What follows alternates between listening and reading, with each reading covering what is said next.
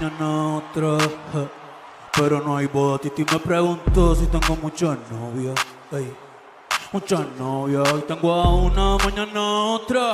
Ey, me la voy a llevar a todas pa' un VIP, un VIP. Ey. When millions of people watched the Super Bowl halftime show, most of them thought they were simply witnessing another high-budget spectacle, another global pop moment designed for bright lights and instant virality. But what happened during Bad Bunny's performance was something far more layered than flashing visuals and chart-topping hooks. In the middle of the show, he delivered a line in Spanish that immediately ignited social media, not because it was loud or aggressive, but because for many viewers who did not understand the language, it felt mysterious, almost coded. Within minutes, clips began circulating with captions asking the same question: what did he just say? That single moment transformed into a cultural flashpoint, and suddenly, the internet was divided between those who felt it deeply and those who felt left out.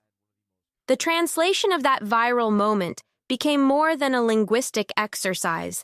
It became a window into identity, pride, politics, and global influence. To understand why the translation mattered so much, you have to understand who Bad Bunny is beyond the streaming numbers and stadium tours. Bad Bunny has never positioned himself as an artist who dilutes his language or softens his cultural references for mainstream comfort. From the beginning of his rise, he made it clear that Spanish was not a barrier to global success, but a vehicle for it.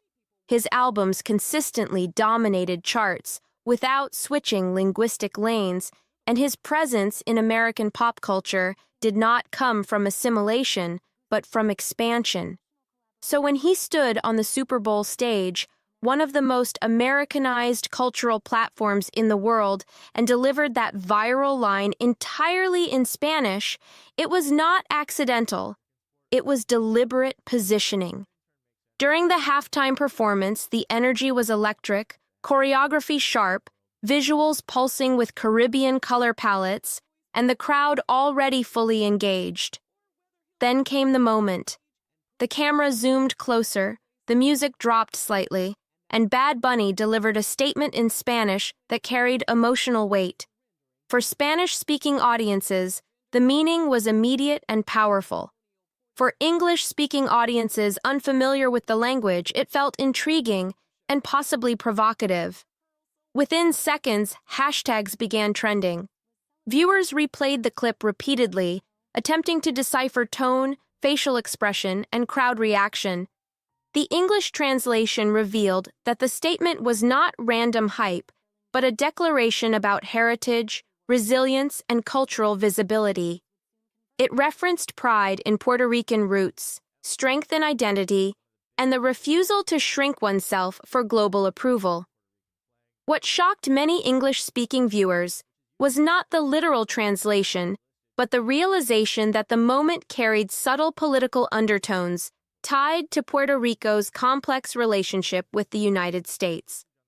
The halftime show, often seen as apolitical entertainment, had briefly become a stage for cultural affirmation. This is where the viral moment expanded beyond music.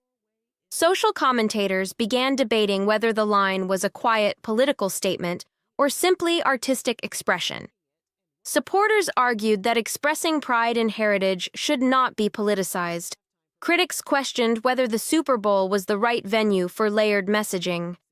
Meanwhile, Spanish-speaking fans celebrated the fact that the translation allowed wider audiences to understand what they had felt instantly. For them, the moment was not controversial, it was affirming. Part of the reason this resonated so strongly is that the Super Bowl halftime show represents more than performance. It symbolizes mainstream validation. Historically, artists have adapted their presentation for this stage, often emphasizing universal themes over specific cultural narratives. Bad Bunny's decision to lean into specificity instead of neutrality signaled a shift.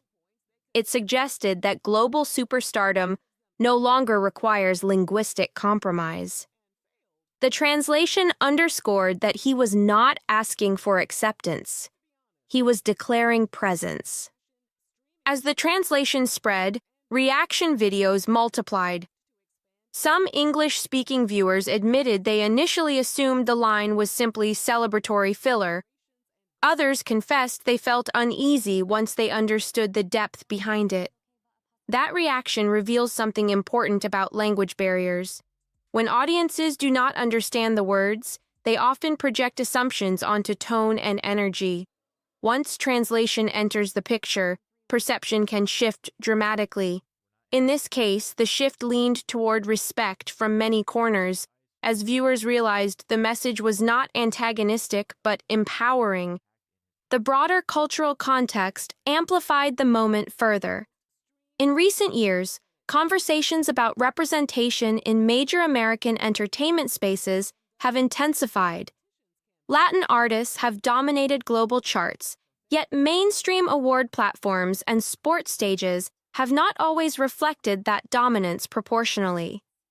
By delivering a message in Spanish without translation subtitles during the live broadcast, Bad Bunny inverted the usual dynamic. Instead of translating himself for the majority audience in real time, he allowed curiosity to build organically. That curiosity became the catalyst for viral engagement. There is also a psychological layer to consider. When viewers feel temporarily excluded from understanding something happening on a major stage, it creates urgency. People do not like feeling outside the loop. That urgency drove millions to search for translations immediately. Search engines spiked. Social media threads filled with amateur interpretations before official translations clarified nuances. This rapid scramble amplified the clip beyond what a straightforward English statement might have achieved. Mystery generated momentum. However, the translation itself revealed warmth rather than hostility. It emphasized unity within the Puerto Rican diaspora and pride in maintaining cultural authenticity regardless of platform size.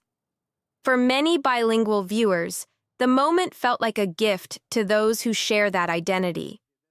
For non-Spanish speakers, it functioned as an invitation to listen more closely.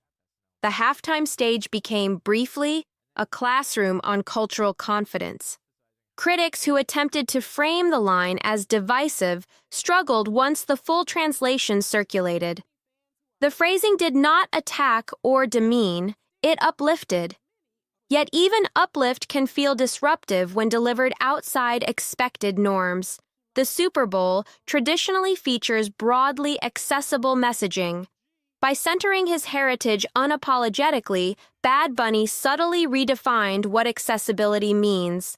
Accessibility no longer required translation in the moment. It required audiences to meet the artist halfway afterward. Another factor contributing to virality was body language. As he delivered the line, his posture remained calm but assertive. There was no exaggerated aggression, no theatrical shock value. That composure made the translation land even stronger because it suggested conviction rather than impulse.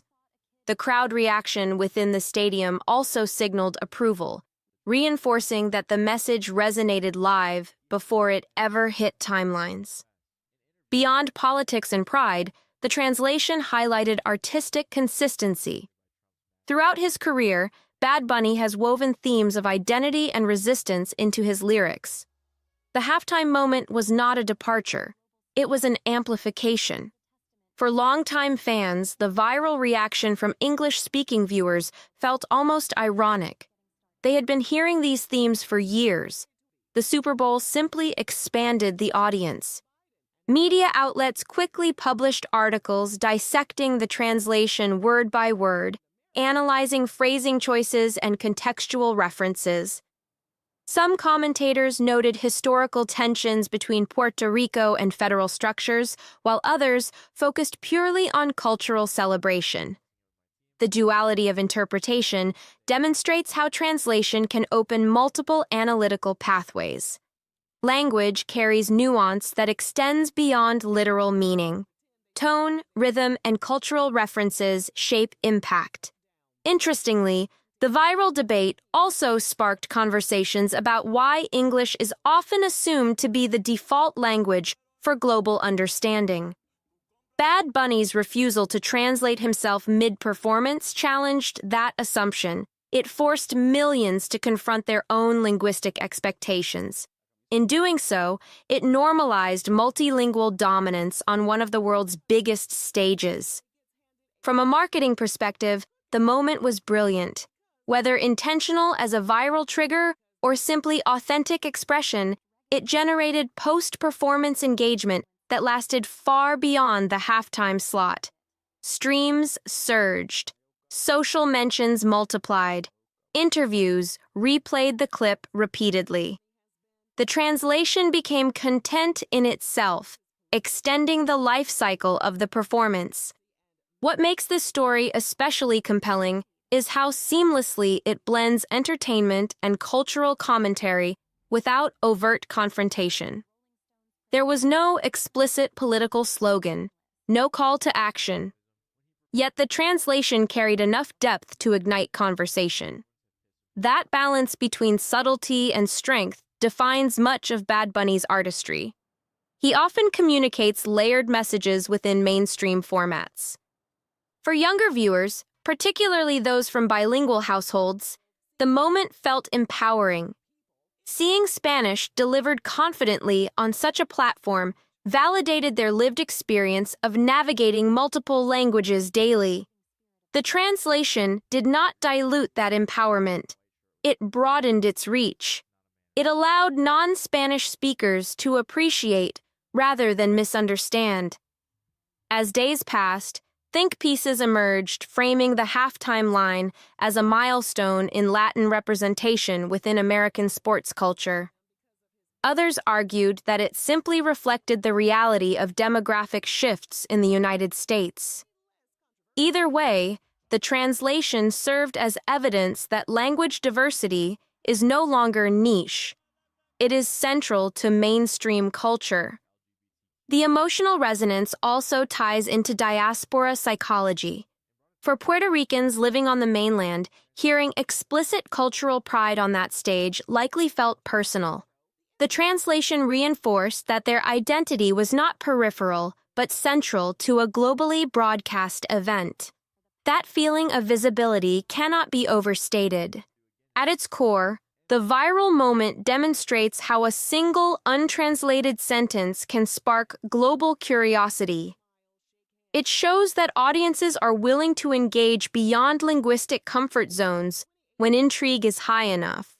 It also reveals that authenticity travels further than calculated neutrality. By remaining fully himself, Bad Bunny transformed potential misunderstanding into momentum. Looking forward, this moment may influence how future artists approach major stages. Instead of smoothing cultural edges for universal consumption, they may lean into specificity and trust the audience to follow. Translation will always exist, but it may increasingly occur after the fact, rather than in real time. Ultimately, the English translation of that viral Super Bowl halftime line did more than clarify words. It clarified positioning. It affirmed that global influence does not require abandoning roots. It proved that representation can be powerful without being confrontational. And perhaps most importantly, it reminded millions that language is not just a communication tool. It is identity embodied. Some outlets translated the line in a very literal way, focusing strictly on the surface meaning tied to pride, roots, and cultural strength. Others framed it more dramatically, emphasizing undertones of resistance and historical context. The difference in tone between translations shaped audience reaction. A literal translation sounded celebratory. A contextual translation sounded defiant. Neither was necessarily wrong, but the framing changed emotional impact. This is where cultural nuance becomes critical. Spanish, particularly Caribbean Spanish, carries rhythm and emphasis that cannot always be mirrored perfectly in English. Certain phrases carry embedded historical weight for Puerto Rican listeners that English speakers might not automatically perceive. So when the English version hit timelines, some bilingual viewers pointed out that while the translation was accurate, it did not fully capture the emotional texture behind the words. That added another layer to the conversation, because suddenly people were debating not only meaning, but authenticity of interpretation. At the same time, mainstream sports audiences who may not regularly engage with Latin music culture were confronted with something unfamiliar on a stage they consider traditionally American. The Super Bowl halftime show has historically featured artists from a range of genres, but language has often leaned toward English dominance even when artists are multilingual. Bad Bunny did not follow that pattern. He did not translate himself mid-performance, and he did not adjust cadence to accommodate non-Spanish speakers. That refusal to dilute became part of the story once the translation spread. Commentators began connecting the moment to larger demographic shifts within the United States. Spanish is one of the most widely spoken languages in the country, yet its presence on the largest televised event of the year still feels groundbreaking to certain segments of the audience. The translation highlighted that reality. It forced recognition that millions understood the line instantly, while millions needed subtitles afterward. That dual audience dynamic symbolized modern America in real time. Beyond social commentary, the translation also fueled streaming metrics. In the days following the performance, listeners revisited albums searching for lyrical parallels. Songs that previously charted primarily in Latin markets surged again globally. The halftime moment functioned as a spotlight not only on one sentence, but on an entire discography rooted in cultural assertion. Fans who had casually enjoyed hit singles suddenly dug deeper into catalog tracks that carried similar themes of identity and autonomy. Another important aspect is emotional timing. The Super Bowl halftime show is engineered for spectacle, but it is also watched by families across generations. When Bad Bunny delivered that line, it entered living rooms where grandparents, parents, and children were watching together. For bilingual households, the translation likely happened organically inside those rooms. Younger family members may have explained it to older relatives or vice versa. That intimate translation process within homes amplified the emotional resonance beyond the public viral debate. Meanwhile, critics who attempted to frame the line as unnecessarily divisive struggled to maintain that narrative once full context circulated. The wording did not attack the United States. It did not call for confrontation. It celebrated heritage. However, in polarized climates, celebration of one identity can sometimes be misinterpreted as exclusion of another. The translation forced clarity. It revealed that pride does not equal hostility. It also revealed how quickly assumption fills space when language is unfamiliar. The performance visuals added another layer once rewatched with translation in mind. Symbolic colors, stage design elements inspired by Caribbean aesthetics, and subtle nods to Puerto Rican iconography gained fresh attention. Viewers who initially focused on choreography began analyzing background details for meaning. Translation acts like a key that unlocks reinterpretation of everything surrounding the words. There is also the question of courage. Major televised events often come with layers of corporate oversight. Scripts are reviewed, visuals approved, timing calculated down to the second. Delivering a culturally assertive line in Spanish without simultaneous translation suggests confidence in both message and audience. Whether that decision was intensely debated behind the scenes or smoothly approved, the outcome projected boldness. Once translated, that boldness became even clearer. As podcasts and talk shows dissected the moment, some hosts admitted they had not initially paid close attention to the Spanish line. Only after seeing translation trending did they revisit the clip. That rewatch phenomenon extended the lifespan of the halftime performance beyond typical cycles. Instead of fading after a few days, it became a case study in language power. Younger artists observing from the sidelines likely took notes. The viral impact demonstrated that leaning into authenticity can create more post-event conversation than playing it safe. In an era where attention spans are fragmented, generating layered discourse is valuable. The translation became a catalyst for that layered discourse. Another compelling angle is global perception. The Super Bowl is broadcast internationally, and Spanish-speaking audiences across Latin America experience the moment differently than some American viewers. For them, no translation was needed. They witnessed one of their own, commanding a stage historically dominated by English-language acts. When English translations began trending, it may have felt like watching the rest of the world catch up. The moment also underscored the shifting center of gravity in music economics. Latin music has grown exponentially in global streaming dominance over the past decade. Yet mainstream American sports stages have not always reflected that dominance proportionally. The halftime performance signaled acknowledgement of that power. The translation amplified recognition that this was not a guest appearance. It was a headline presence. Beyond politics and commerce, the translation highlighted vulnerability. Delivering a culturally rooted statement in your native language on a global stage carries risk. There is always the possibility of misunderstanding. There is always the potential for misrepresentation once translated by others. Choosing to proceed anyway suggests trust in authenticity over control. As days turned into weeks, academic commentators began referencing the moment in discussions about bilingual identity in media.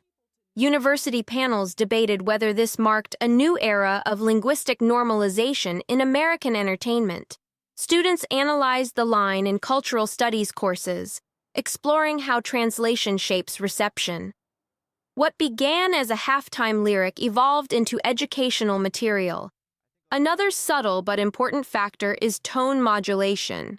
Spanish allows emotional inflection that differs from English cadence.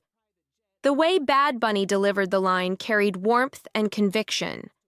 When translated into English text, that vocal texture could not be fully replicated. Some viewers who only read the translation missed that tonal nuance. Others who watched the clip alongside subtitles sensed the difference.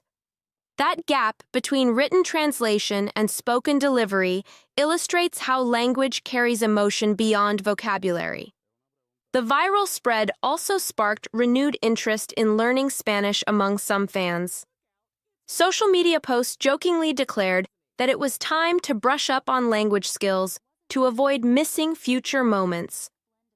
While humorous, that reaction reflects curiosity sparked by cultural confidence.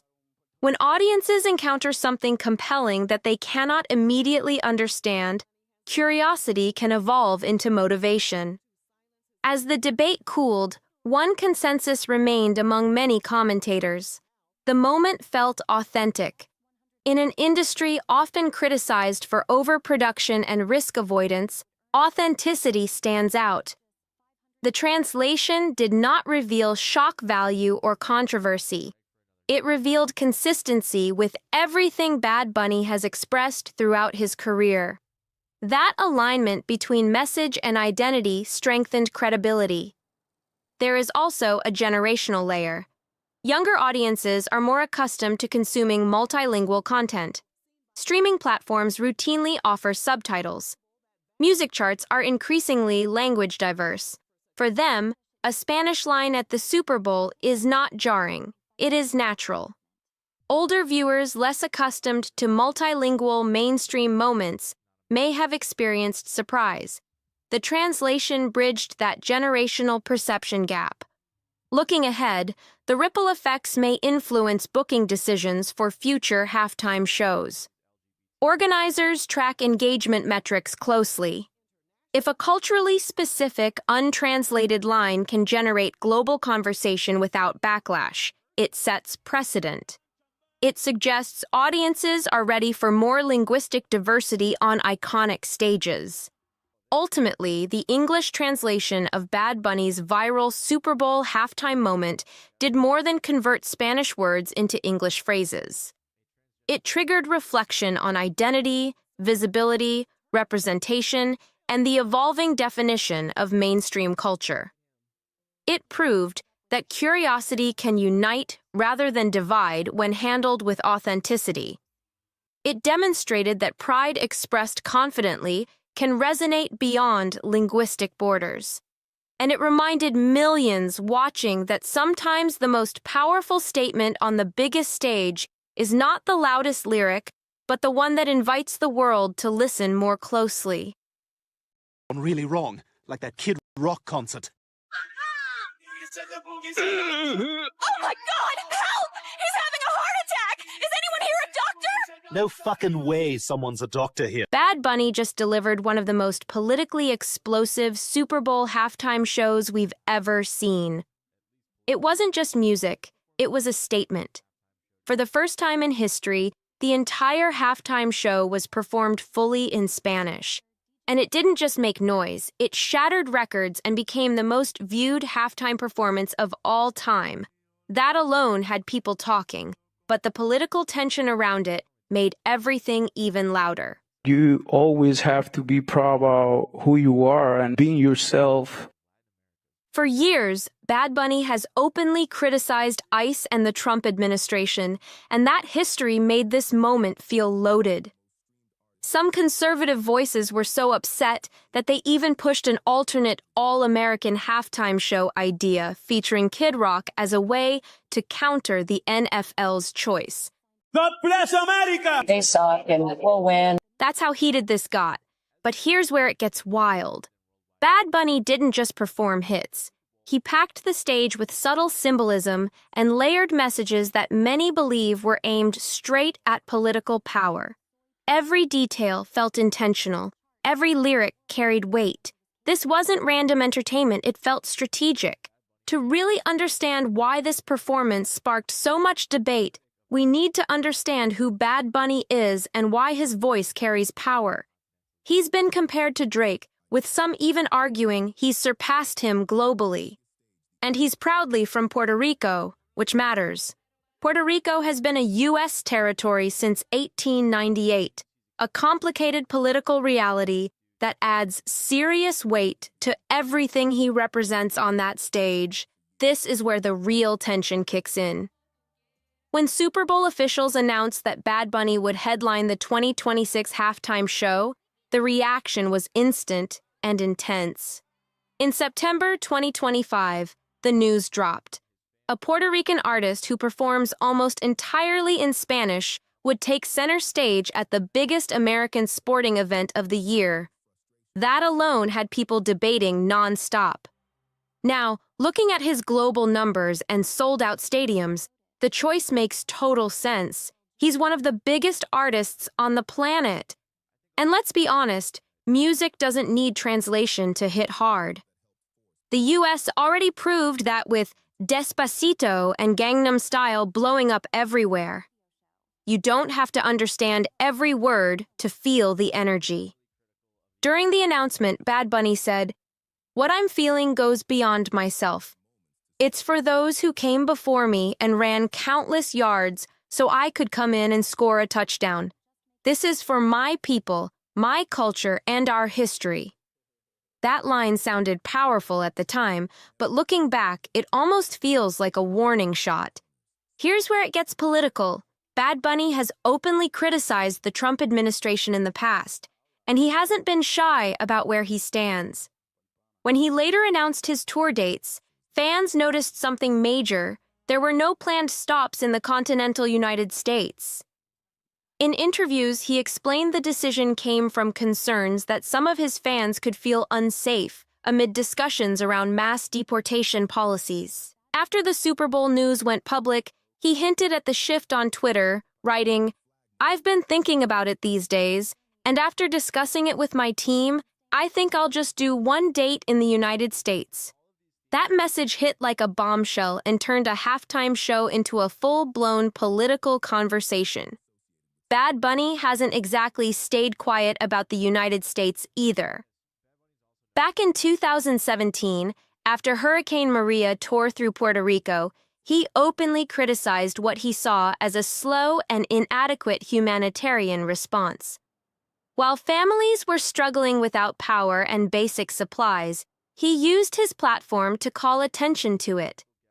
At a hurricane relief benefit concert, he even wore a shirt aimed at then-President Donald Trump that read, "Presidente, are you a Twitter user or a president?"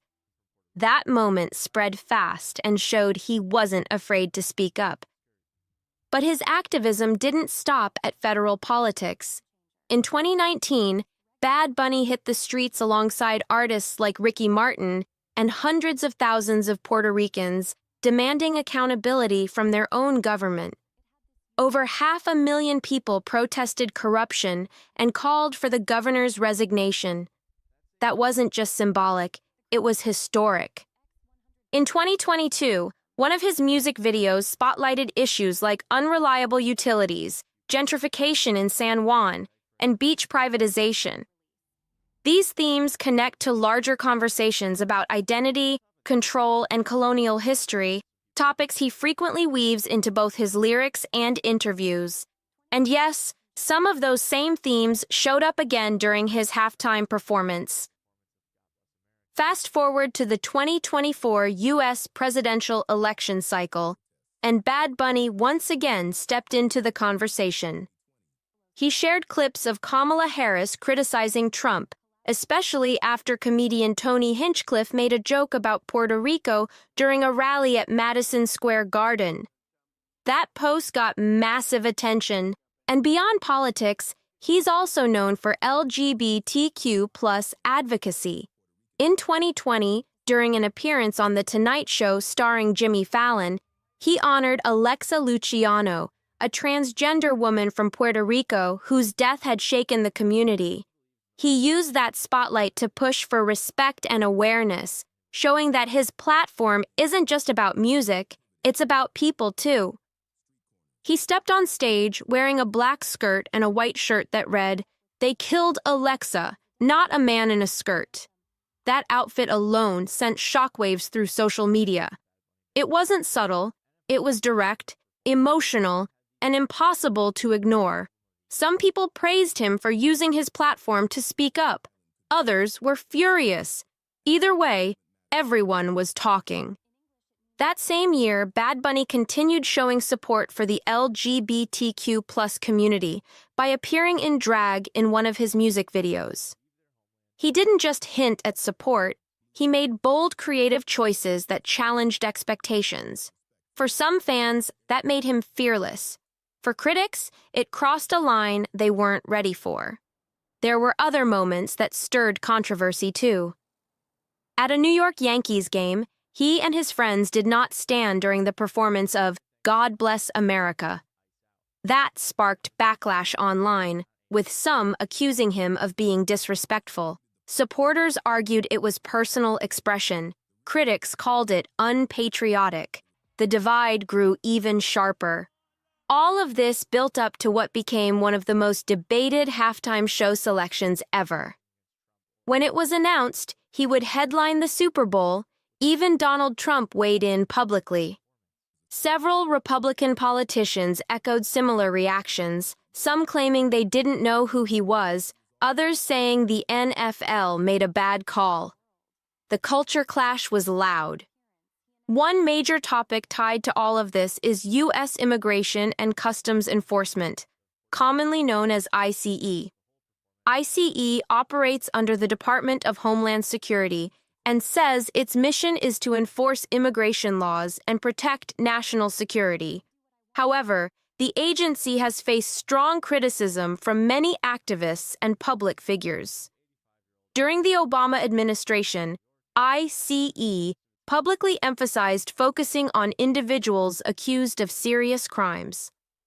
Under the Trump administration, policies expanded enforcement priorities to include a broader range of undocumented individuals. That shift became a huge flashpoint in national debate, and Bad Bunny has been one of the artists openly critical of how those policies impact immigrant communities. With the expanded enforcement push, things didn't just stay tense, they exploded. Beginning in December 2025, Operation Metro Surge brought thousands of federal agents from U.S. Immigration and Customs Enforcement and related agencies into Minnesota, especially in Minneapolis and St. Paul. People reported aggressive raids at workplaces, houses of worship, schools, and neighborhoods, sparking fear and outrage in immigrant communities and beyond. Arrests of both undocumented immigrants and U.S. citizens didn't calm things. It fueled massive protests that sometimes put demonstrators and police head-to-head. Then, in early January 2026, everything shifted into national crisis mode. On January 7th, ICE agent Jonathan Ross shot and killed 37-year-old Renee Nicole Good, a U.S. citizen in Minneapolis during enforcement activity. Good had dropped her young child off at school and stopped to monitor agents in her neighborhood. Witnesses say there was no immediate threat when shots rang out, killing her almost instantly. Thousands protested her death, and police arrests followed as emotions boiled over across the city and country. Just a few weeks later, on January 24th, a second fatal shooting rocked the region. Federal agents killed 37-year-old ICU nurse Alex Jeffrey Pretty during a separate confrontation tied to the same enforcement surge.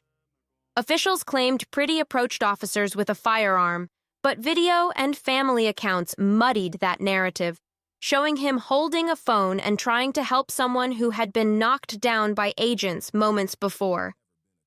His death intensified outrage and drew even wider protests demanding accountability. By January's end, the Twin Cities and other U.S. cities were awash in demonstrations, memorials, and calls for change. Protesters organized major strikes and nationwide actions, demanding the withdrawal of federal agents, legal accountability for officers involved in the deaths, and even the abolition of ICE itself. Thousands took to the streets, and clashes with law enforcement, including arrests, became common as frustration with the operation's scope and tactics spread nationwide. So the stakes were crazy high for Bad Bunny, an artist who has openly criticized the U.S. government and immigration enforcement, especially after the nationwide tension over ICE and federal agents. Conservatives hammered back hard. Corey Lewandowski, a senior advisor at the Department of Homeland Security, even claimed that ICE agents would be in the audience at Bad Bunny's halftime show. Other Homeland Security officials echoed that idea, turning a performance announcement into a political flashpoint. Meanwhile, critics insisted an American should headline the Super Bowl halftime show, even though Puerto Rico is officially part of the United States. Supporters fired back that fact all over social media. Eventually, Bad Bunny addressed the controversy during his monologue on Saturday Night Live, saying he was still proud and excited to perform, and emphasized how honored he was to represent his Latin culture on that massive stage. When asked why the National Football League picked him, Commissioner Roger Goodell said something straightforward. He's one of the most popular entertainers in the world. That's what the NFL tries to do. Pick artists who bring entertainment and excitement to the biggest halftime audience on earth. He also made it clear that despite all the backlash, there were zero plans to cancel the performance. The goal has been to attract younger audiences, and he pointed out that no halftime pick ever escapes criticism, no matter who it is. In reaction, right-wing group Turning Point USA, founded by Charlie Kirk and now led by his wife Erica Kirk, didn't just sit back. They announced they would host their own alternate all-American halftime show featuring Kid Rock a week before Bad Bunny's performance. That version was meant to counter the NFL's choice and appeal to fans unhappy with the Spanish-language show, which turned out to be one of the most talked-about halftime broadcasts in recent memory. When Bad Bunny won his first Spanish-language Album of the Year at the Grammy Awards, he didn't keep it light. He made it personal. In his acceptance speech, he said, "I want to dedicate this award to all the people that had to leave their homeland, their country, to follow their dreams." That line alone hit deep. Then he added, "Before I say thanks to God, I'm going to say ice out. We're not savage, we're not animals, we're not aliens. We are humans and we are Americans." That wasn't random. That was a message loud and clear. After all that build-up, the politics, the criticism, the headlines, it felt like his Super Bowl halftime show was guaranteed to explode into a direct protest. People expected banners, speeches, maybe even a straight call-out of ICE or Trump. But instead, he flipped the script. Rather than going fully confrontational, he chose celebration over chaos. He leaned into culture, unity, and symbolism. But trust me, the messages were still there if you looked closely. From a bird's-eye view, the performance felt like a journey through Puerto Rico and broader Latin culture. The visuals had layers. The choreography told stories. It even gave off vibes similar to Lil Wayne's A Milli video with its constant motion and raw energy. But this wasn't just style for the sake of style. The stage itself was designed to resemble Puerto Rico's sugarcane fields. And here's the wild part. That massive green field wasn't grass at all. It was people dressed in green, moving together as one. On Reddit, one user wrote, "This calls out Puerto Rico's slave history and being exploited for its resources and labor. America invaded Puerto Rico in 1898 and devalued their currency, appropriated the land, turned large agricultural areas to grow sugarcane. This resulted in loss of poverty across Puerto Rico." Whether you agree with that take or not, the symbolism had people talking non-stop. During the performance, he played a snippet of Daddy Yankee's hit Gasolina and told the crowd, "You're listening to music from Puerto Rico, the barrios, and the projects."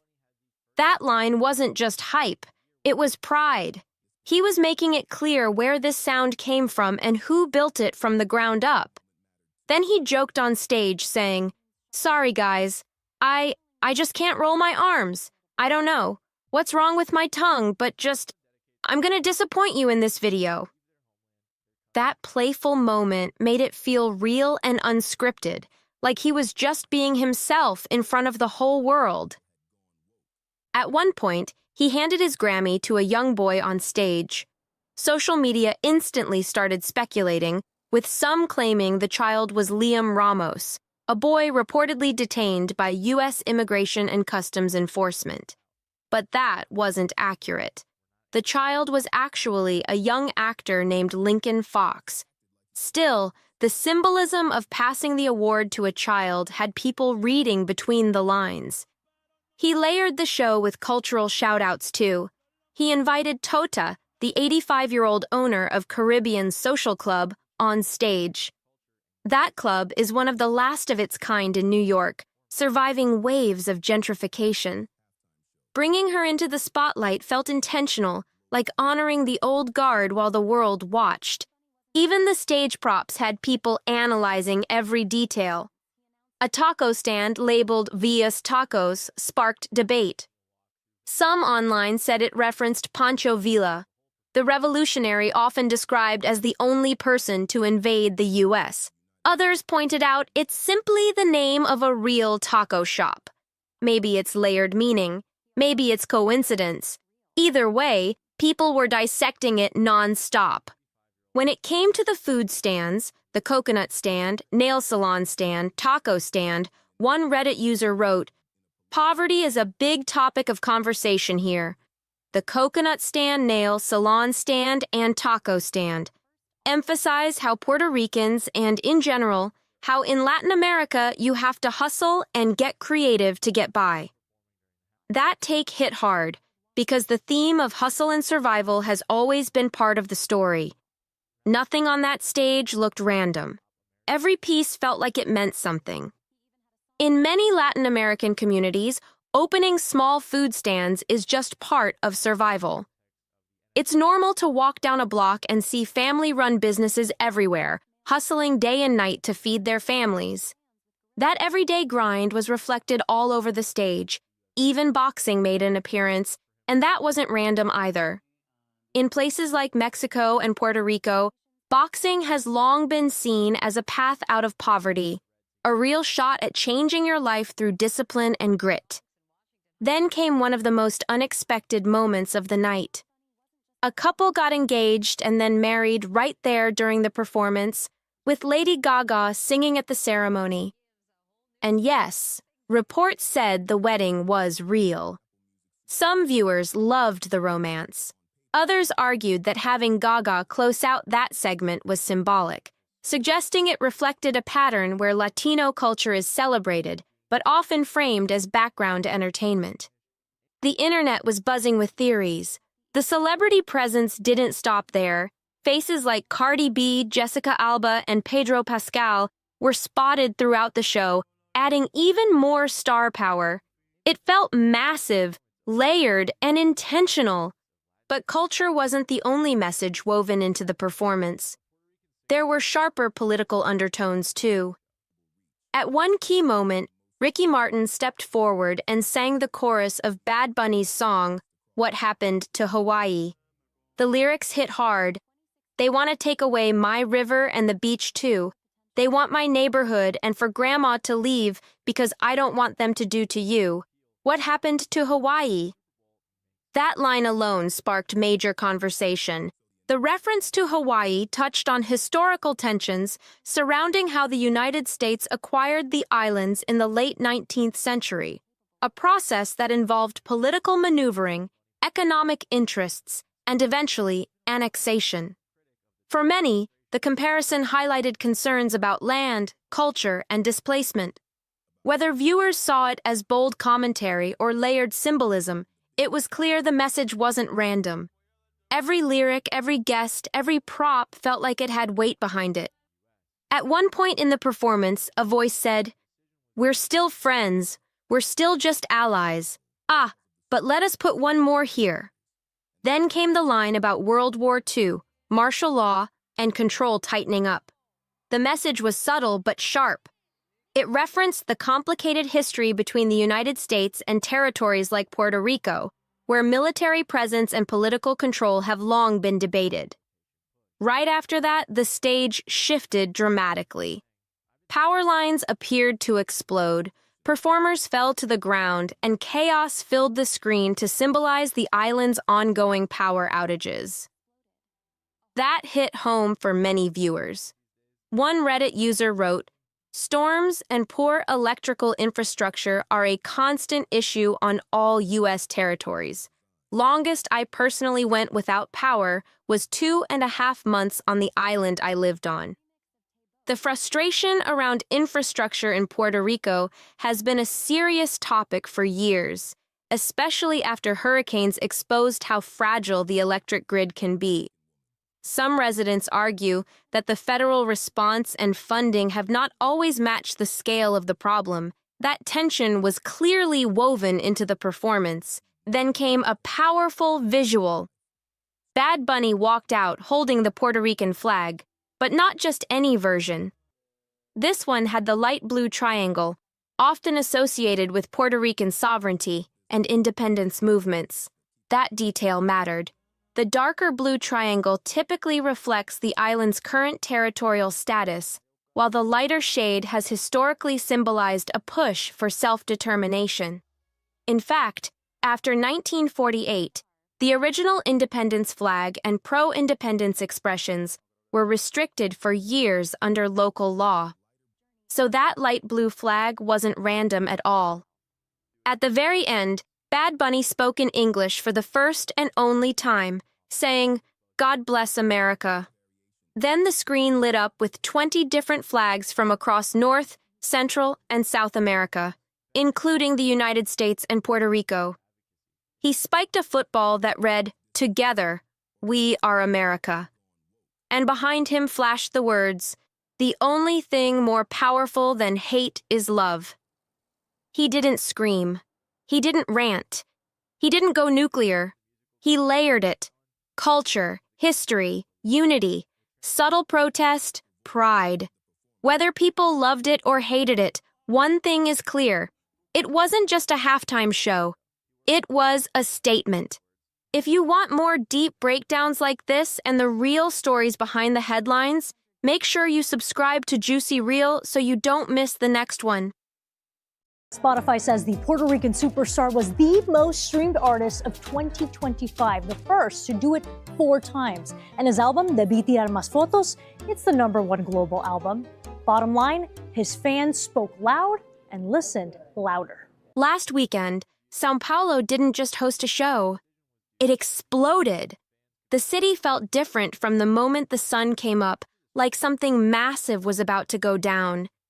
You could feel it in the air, that electric tension, that restless buzz that makes people check their phones every 5 minutes. Streets were jammed, timelines were flooded, and thousands kept moving in one direction like the whole city was being pulled by a magnet. Titi me preguntó si tengo muchas novias. Good job. And the reason? Bad Bunny was finally stepping onto Brazilian soil for the first time. This wasn't just another tour stop. This felt historic. But the numbers say that his listeners might be getting ready for his upcoming performance. It wasn't only die-hard fans losing their minds. Taxi drivers were talking about it. Hotel lobbies were packed. Restaurants were booked out. Even street vendors were moving like it was a national holiday. The energy spilled far beyond the venue, turning the entire city into one giant pre-party. São Paulo wasn't just hosting a concert, it was embracing a cultural moment it had been starving for. Bad Bunny, the Puerto Rican superstar who flipped the music industry on its head and never once toned himself down, stepped onto that stage for 2 back-to-back nights that literally shook São Paulo to its core. This wasn't just loudspeakers and flashing lights. The ground felt like it was moving. The crowd felt unstoppable.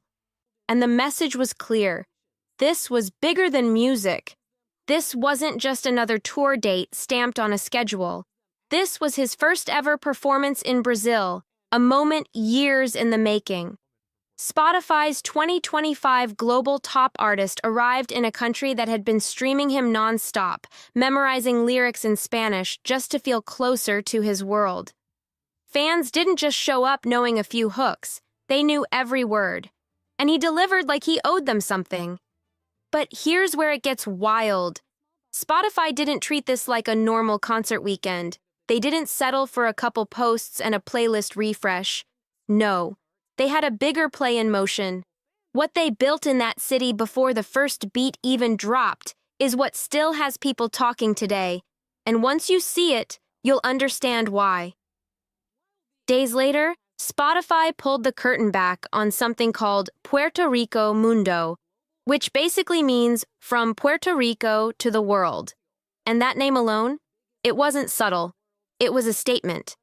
This wasn't some lazy pop-up with posters on the wall and a QR code slapped on the exit. This was a full-blown universe, built piece by piece, room by room, with serious intention behind every detail. They didn't just decorate a space in São Paulo, they transported people. Step inside, and you weren't in Brazil anymore. You were dropped straight into the emotional core of Bad Bunny's 2025 album, Debí Tirar Más Fotos. That project was already one of the most talked about releases of the year, raw, personal, soaked in Puerto Rican identity, nostalgia, pride and storytelling that hits you right in the chest. The kind of music that makes you pause because it feels too real. And Spotify didn't let it live only in headphones. They turned it physical. You could walk through it, hear it echo off the walls, see the colors, feel the textures. Every corner carried emotion. Fans, content creators, and media were invited inside, not just to look around, but to experience it. And experience is the right word, because this wasn't passive. It felt like stepping inside the album itself. This wasn't a tour, it wasn't some guide walking you from point A to point B with a rehearsed speech. It was pure exploration. Every door you pushed open felt like unlocking a secret. Every room carried its own mood, its own sound, its own emotion. You weren't being told what to think, you were discovering it for yourself. The design team did not play around. No shortcuts, no filler. Every corner had intention behind it. Every texture, every sound layer, every visual cue tied back to a specific moment in the album's emotional and sonic journey. It felt mapped out with precision, like someone obsessed over getting it exactly right.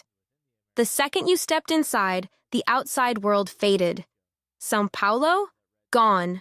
Notifications? Forgotten? Deadlines? Didn't matter. All that existed was the universe Benito Antonio Martinez Ocasio, the man the world knows as Bad Bunny, had poured his heart into. And now that world wasn't just streaming in your headphones, it was alive around you. People who walked through it said they felt something unexpected. Not just nice visuals, not just cool lighting. They said it hit deeper. Because the album itself is honest. Debí tirar más photos wasn't built to chase trends or collect trophies. It was built from something real, and you could feel that in every step. This album isn't just a playlist, it's a love letter. A complicated one, a proud one, sometimes even a painful one. A love letter to Puerto Rico, to the streets that shaped him, the culture that molded him, and the people still living that reality while the rest of the world watches from a distance. And when you stepped into the world Spotify created, that love letter stopped being abstract. It became physical, three-dimensional, surrounding you from every angle. You didn't just see it, you felt the weight of it. And the way the crowd reacted said everything. These were Brazilian fans, thousands of miles from Puerto Rico, singing in Spanish about an island many of them have never seen in person. And still, every single one connected. No hesitation, no confusion. They understood the emotion behind it. That's what real music does. Because real culture doesn't carry a passport. It doesn't ask for translation approval. When something comes from a genuine place, it moves. It crosses oceans, borders, languages, and lands straight in your chest like it belongs there. It hits the same whether you grew up in San Juan or São Paulo. That's the level Bad Bunny has built over the years. Something rooted but global at the same time.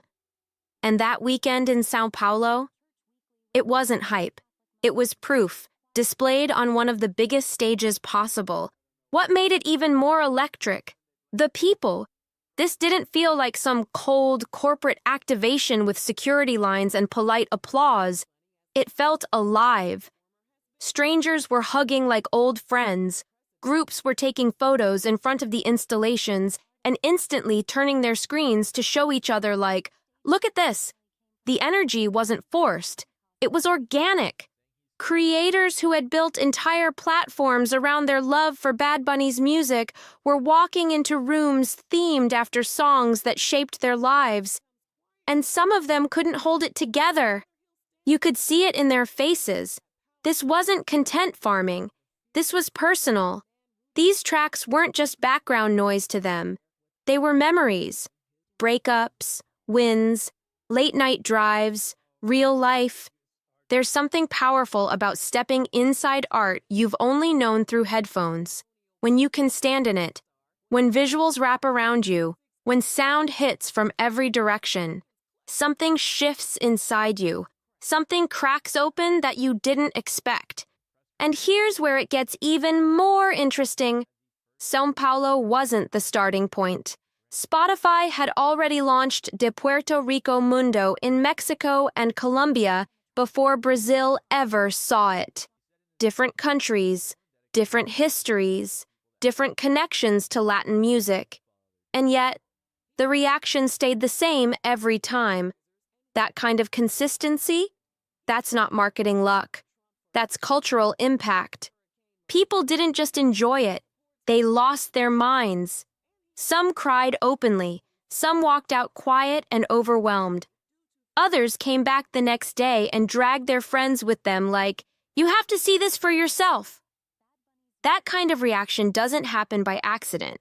And think about this. 3 different countries across Latin America. 3 different crowds. Same emotional response every time. That says something loud and clear. Bad Bunny isn't just charting hits right now, he's leading a cultural moment. He's more than a streaming giant. He's a cultural anchor. Someone who makes people thousands of miles away from Puerto Rico feel seen, understood, and part of something bigger than their daily routine. That's rare. And Spotify recognized it. They didn't just chase clout.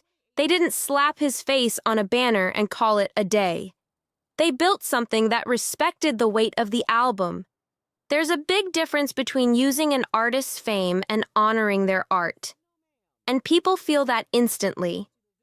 You can always sense when a brand just wants attention versus when it wants to serve the music and the audience. This experience did both. Every room matched a theme. Every visual matched the emotion of the track it represented. Nothing felt random. Nothing felt rushed. It was intentional from start to finish. All of that sent one clear message: respect. Respect for the music. Respect for the fans. Respect for Puerto Rican culture and what it means to the people who live it every day. And even to those who love it from thousands of miles away. Nothing about it felt careless. Nothing felt rushed. It felt intentional. So by the time the actual concerts kicked off, the crowd was already on another level. The energy was different, charged, elevated, almost explosive. Most shows try to build momentum from 0. This one started at 100. That immersive world had done something stage lights and a killer set list alone can't do. It built context. It deepened the connection before the first step onto the stage. Fans weren't just excited, they were emotionally invested. So when Bad Bunny finally appeared and that first beat hit, it wasn't just the start of a concert, it felt like a release, a culmination of everything that had been building all weekend. Every emotion, every memory, every lyric they had been holding inside came pouring out at once. 2 nights. That's all it took for São Paulo to lock those moments into memory for years. These weren't just events on a calendar. They were lived experiences. And when people walked out, they weren't done. They were still buzzing, still floating, not quite ready to return to normal life just yet. And here's the part nobody can ignore. This wasn't just a win for one artist or one weekend. It was a blueprint. A statement about where global music culture is heading right now. For years, the industry tried to act like certain markets were secondary. Like English had to be the center. Like crossover meant dilution. That narrative is cracking. What happened in São Paulo proved something loud. You don't have to shrink your identity to go worldwide. You don't have to translate your soul to be understood. Bad Bunny didn't adjust his language. He didn't soften the themes. He didn't package his culture to make it easier to consume. He brought it exactly as it is. Raw, proud, specific. And the world met him there. Spotify saw it too. They didn't try to repaint the story. They amplified it. They invested in the culture itself, not just the numbers behind it. And that's why it hit different. This weekend wasn't just about streams going up or clips going viral. It was proof that authenticity scales, that when something is real enough, detailed enough, rooted enough, it travels farther than any algorithm push ever could. And if this is the direction global music is moving, then what happened in Sao Paulo might not just be a highlight. It might be the shift everyone looks back on and says, that's when things changed. And let's talk numbers for a second, because emotion is powerful, but impact shows up in data too. Streams spiked again. Social clips flooded timelines. Local businesses reported record traffic. Hotels were packed. Ride shares were slammed. The ripple effect was real. This wasn't just a concert boosting playlist stats. It was a cultural wave hitting an entire city. When music can move people emotionally and economically at the same time, that's influence on another level. And here's what makes it even louder. And this wasn't a nostalgia act. This wasn't a farewell tour. This was an artist still in his prime, still evolving, still experimenting. That matters, because it shows this isn't the peak. It's momentum. The industry watches moments like this closely. Promoters, labels, platforms, they all take notes. When you see thousands of fans singing in another language without hesitation, when you see immersive art installations drawing repeat visits, when you see cross-border loyalty like that, you adjust your strategy.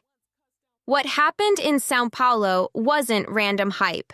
It was alignment, culture, timing, authenticity, execution, all clicking at once. And if this is what one weekend can generate, imagine what the next move looks like. Because when an artist builds this kind of foundation, the next chapter doesn't get smaller.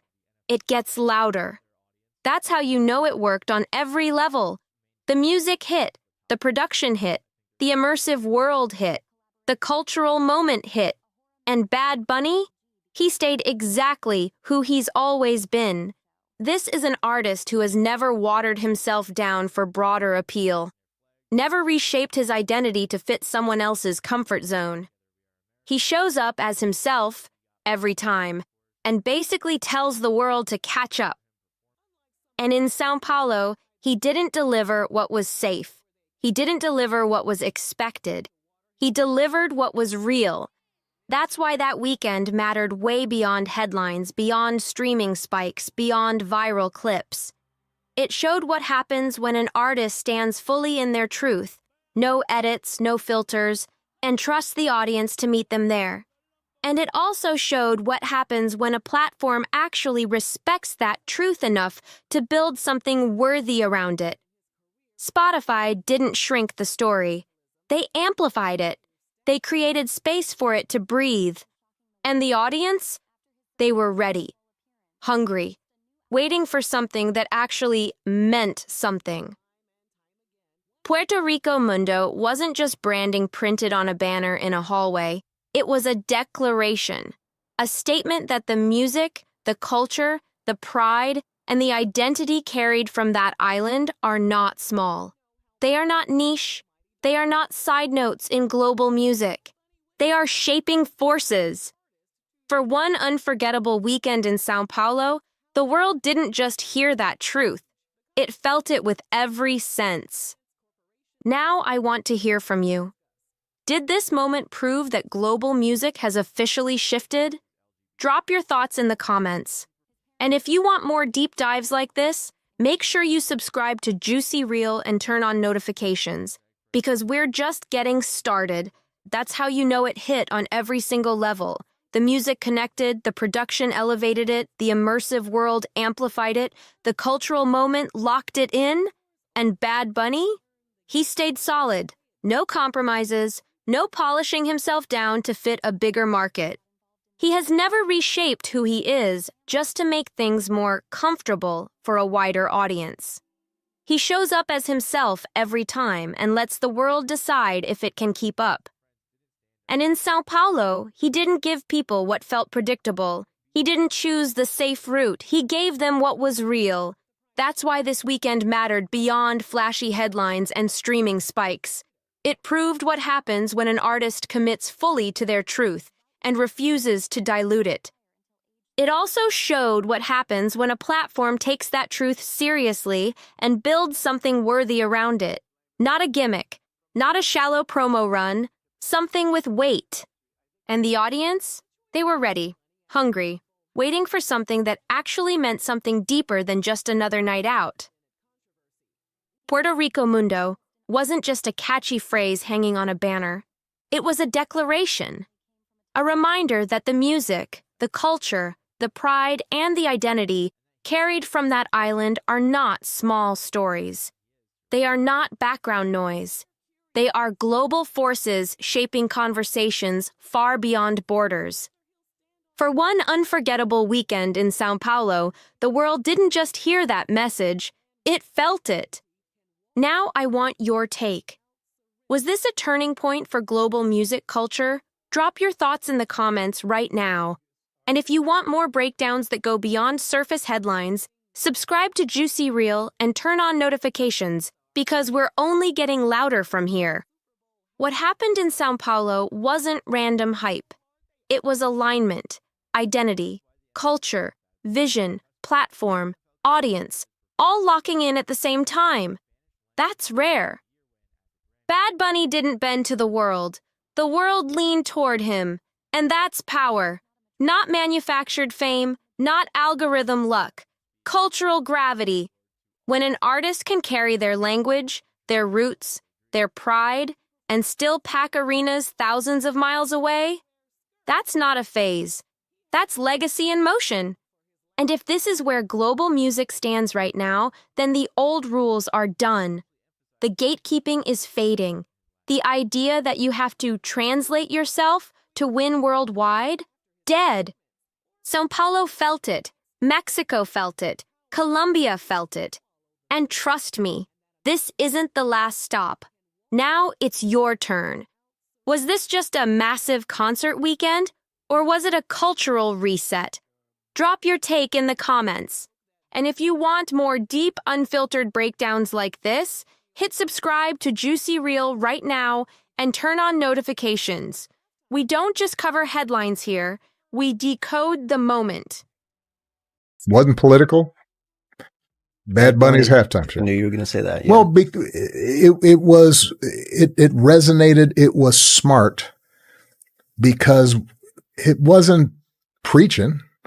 It was showing. It was demonstrating and displaying. This is what a community is. And people who did not speak Spanish and have never been to Puerto Rico, they saw that elderly woman serving a drink and the kids dancing with their grandmas, and it was intergenerational, and it was a reminder of what Dr. King called the beloved community can look like. 8 days ago, Bad Bunny stepped onto the biggest stage in America and made history. For the first time ever, a Super Bowl halftime show was performed entirely in Spanish by a solo artist. What happened next? Total chaos. Congressional investigations started popping up. Wild conspiracy theories flooded social media, and even Barack Obama stepped in with a response. All of that, over just 13 minutes on stage. It all went down at Super Bowl 60, held at Levi's Stadium in Santa Clara. On paper, the headline should have been the Seattle Seahawks defeating the New England Patriots 29-13. But let's be real. Nobody was arguing about touchdowns the next morning. The internet was on fire over halftime. Born Benito Antonio Martinez Ocasio, Bad Bunny had been announced back in September 2025 after the NFL teamed up with Apple Music and Rock Nation to lock him in. The moment the news dropped, the reactions were loud. Some people celebrated, others questioned it, and he made his stance crystal clear. This is for my people, my culture, and our history. That wasn't just promo talk. That was a statement. And the timing? Unreal. Just 1 week before kickoff, Bad Bunny made history again. On February 1st, he became the first artist recording exclusively in Spanish to win Album of the Year at the Grammy Awards for his album, Debí Tirar Más Fotos. That win wasn't just a trophy, it was momentum. It was power, and it set the stage for a halftime show that would shake the culture way beyond football. When he grabbed that Grammy, he didn't just say thank you and walk off. During his speech at the Grammy Awards, he dedicated the win to all the people that had to leave their homeland, their country, to follow their dreams. That line hit deep. And a week later, that exact message was woven straight into his Super Bowl performance. It wasn't random. It was intentional. It was personal. Now here's where it gets interesting. The NFL didn't lock in Bad Bunny right away. Early talks reportedly included Taylor Swift, but she turned it down. Why?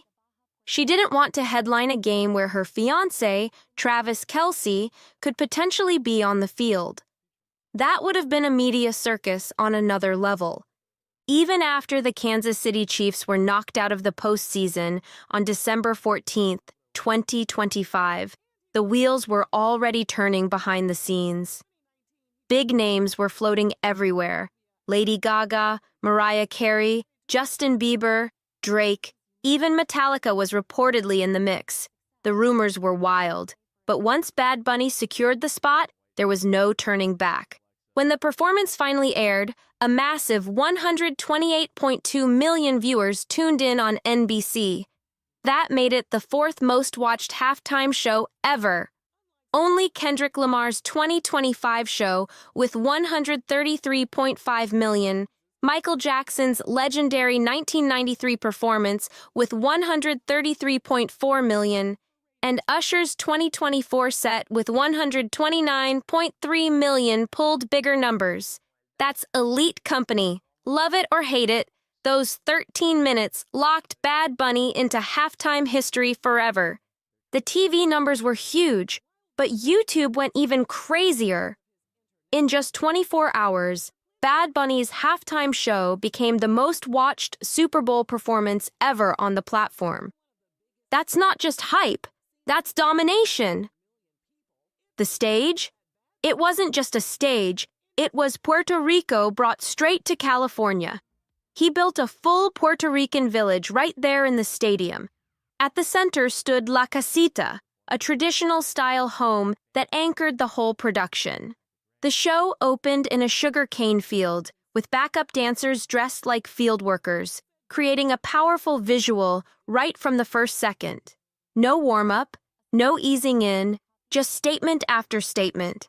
Then the set shifted into a marketplace scene inspired by La Placita, surrounded by palm trees and island vegetation. The details were sharp. The vibe felt authentic.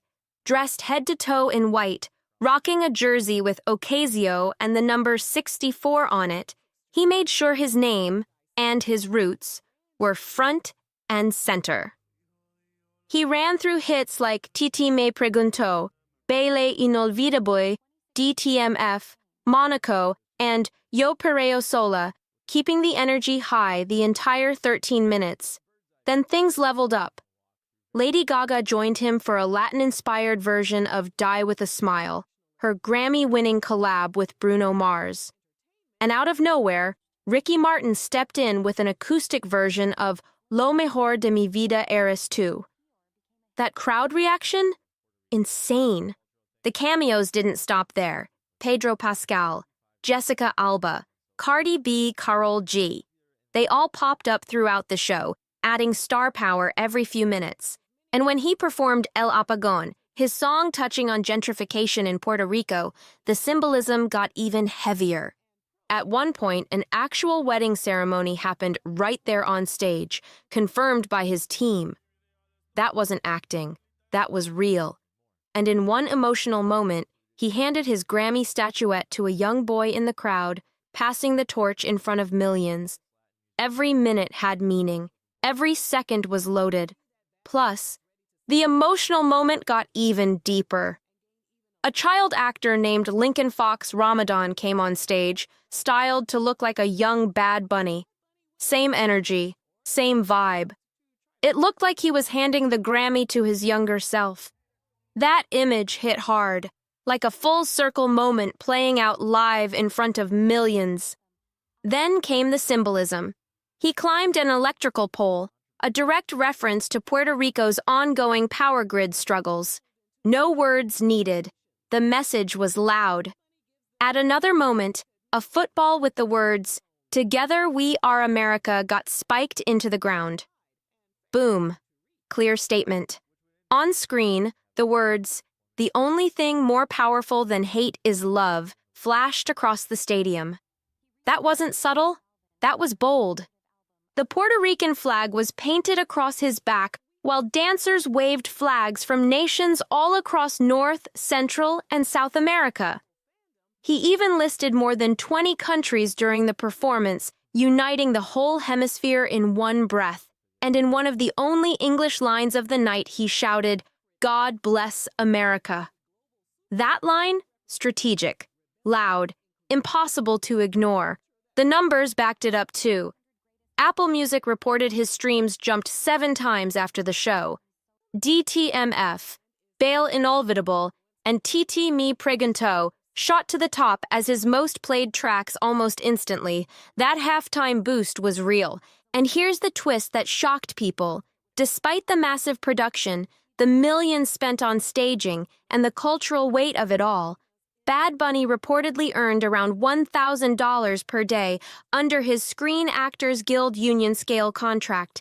The National Football League covered the production costs, which can run into the millions. So while the show looked like a billion-dollar moment, his direct paycheck was surprisingly modest. But everything changed on Monday evening, February 10th. The tone of the conversation shifted fast. And not in the way anyone expected. Then the political firestorm exploded. Andy Ogles from Tennessee sent a formal letter to the House Energy and Commerce Committee, blasting the halftime show as pure smut brazenly aired on national television. He accused the performance of crossing serious lines, pointing to dancers moving provocatively and moments where Bad Bunny grabbed his crotch on stage. Ogles claimed the lyrics promoted unspeakable depravities and even gave him a new nickname, Raunchy Rabbit. That wasn't subtle. That was a direct attack. He doubled down saying being here is a privilege and argued the show proved Puerto Rico should never become a U.S. state. That comment? It set social media off instantly. Meanwhile, Randy Fine from Florida called the halftime show illegal. He claimed that if those same lyrics had been performed in English on live television, the broadcast would have been cut and massive fines would have followed. According to him, the language barrier shielded the performance from consequences. That claim added even more heat to the debate. A formal complaint was also sent to the Federal Communications Commission, demanding strong action, including potential fines and even broadcast license reviews targeting the National Football League, NBC, and Bad Bunny himself. The pressure wasn't just online anymore, it was official. Then Mark Alford appeared on television saying, "We are still investigating this." He admitted he doesn't speak fluent Spanish, but still described the lyrics as very disturbing. That statement raised eyebrows fast. Critics questioned how you can fully judge lyrics in a language you don't understand. By Monday night, this wasn't just about music. It had turned into a full political showdown playing out on national TV. But here's the part that flipped the whole narrative. The Federal Communications Commission reviewed the performance and ruled that Bad Bunny did not violate any broadcast rules. That's right. No fines, no penalties, no shutdowns. Songs like Titi Me Pregunto, Monaco, and Zafaera were cleaned up for the Super Bowl stage. The explicit lyrics people associate with those tracks? They were removed. The raw club versions never made it to live TV. Big difference. After reviewing everything, the FCC decided there were no violations and shelved further scrutiny. Case closed. And when you zoom out, halftime outrage isn't new at all. Kendrick Lamar's 2025 halftime show pulled in 125 complaints. Rihanna's 2023 performance sparked 103 complaints. with some viewers even arguing that twerking should be treated like dropping the F-bomb on air. And remember the 2020 show with Shakira and Jennifer Lopez? That one racked up more than 1,300 complaints, and Bad Bunny actually made a cameo during that show too.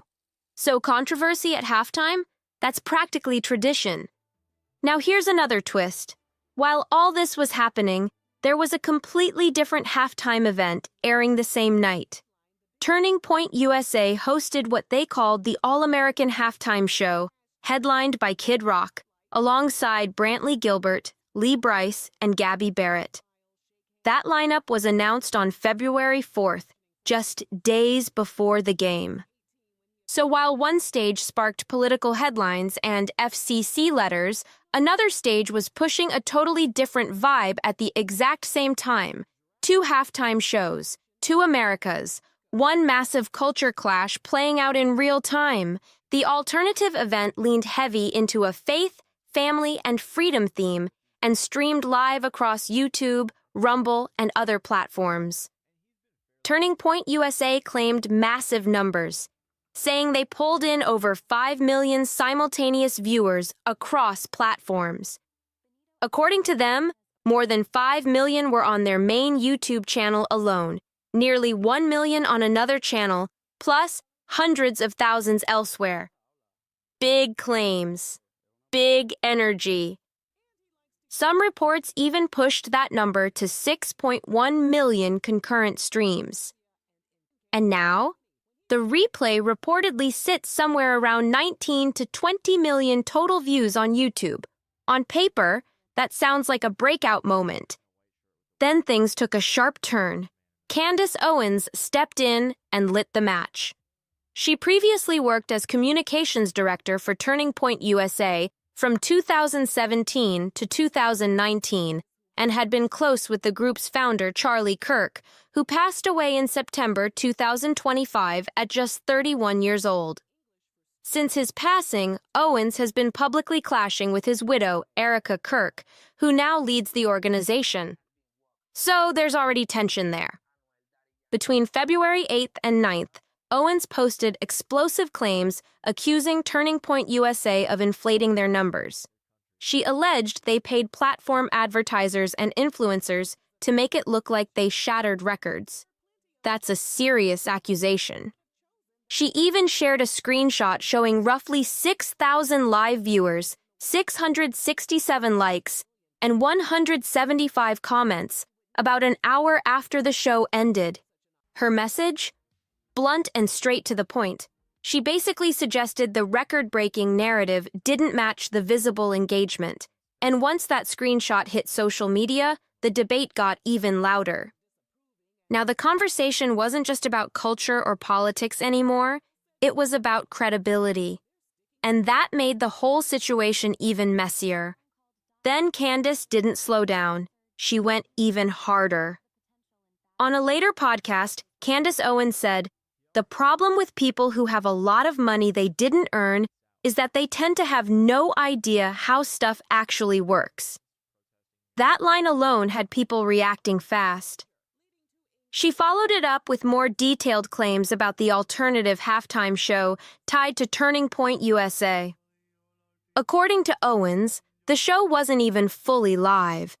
She alleged it was pre-recorded 2 weeks before the Super Bowl at a Georgia soundstage.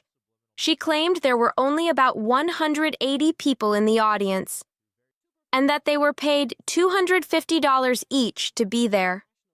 She also said performers did 3 to 5 takes of every song and that camera tricks were used to make the crowd look way bigger than it really was. Those are strong accusations. She added that some attendees supposedly didn't fully understand what they were signing up for, and that many of them actually liked Bad Bunny. That twist made the whole situation even more layered. But here's where it got complicated. Owens admitted she had mixed feelings about Bad Bunny himself. At first, she said, "I hate both options," criticizing the idea of a halftime show without a word of English spoken. Yet later, she gave him props. She praised his stage design, calling it pretty cool, and one of the cooler ones I've seen in a long time. Her exact words? I loved that it looked like a little pueblo, and she said it felt very authentic to him and how he grew up. That's a big shift in tone. Then, on February 14th, 2026, the conversation leveled up again. Barack Obama entered the chat during an interview published by YouTuber Brian Tyler Cohen. Obama's take cut straight through the chaos. He said about Bad Bunny's performance, it wasn't political, it resonated. It was smart because it wasn't preaching. It was showing, it was demonstrating and displaying this is what a community is. That statement shifted the vibe completely. Suddenly, it wasn't just noise and outrage. It became a bigger conversation about culture, identity, and what America actually looks like on its biggest stage. He didn't stop there.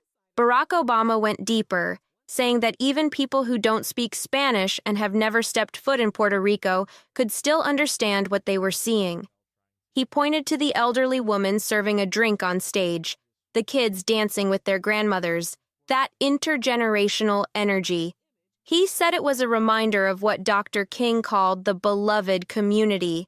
Not perfect, not polished, but connected. Obama also acknowledged the complexity.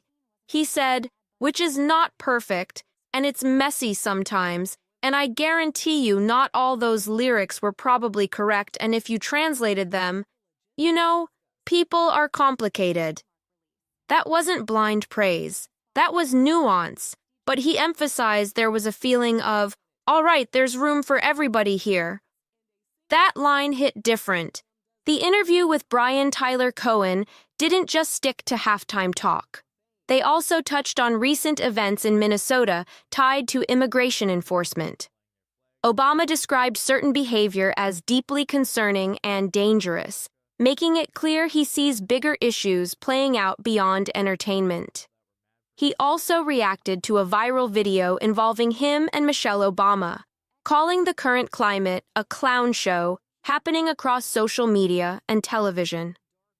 He pointed out that some people who once valued decorum and respect for public office now seem to have dropped that standard completely. That critique was sharp. As soon as those clips hit the internet, reactions exploded. Supporters praised his focus on unity and community. Critics pushed back. The timeline turned into a battlefield of opinions. And when you step back, it's wild. A 13-minute performance, mostly in Spanish, turned into a full-blown national debate about identity, language, culture, and who belongs on America's biggest stage. That halftime show didn't just entertain, it exposed where the country stands right now.